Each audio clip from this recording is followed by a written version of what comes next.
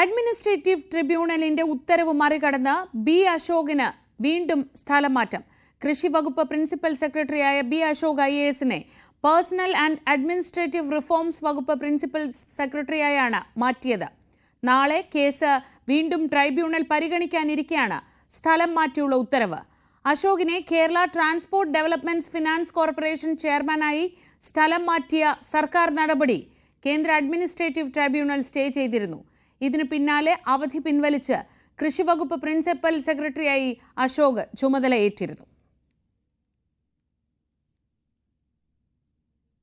Kozhikode RJD പ്രവർത്തകന് വെട്ടേറ്റു. RJD Villiappally panchayat joint secretary Manakkal Thazhe Kuni MTK സുരേഷിനാണ് വെട്ടേറ്റത്. Lalu എന്ന ശ്യാംലാലാണ് ആക്രമിച്ചത്. വടകര വില്യാപ്പള്ളി ടൗണിൽ വെച്ചായിരുന്നു ആക്രമണം.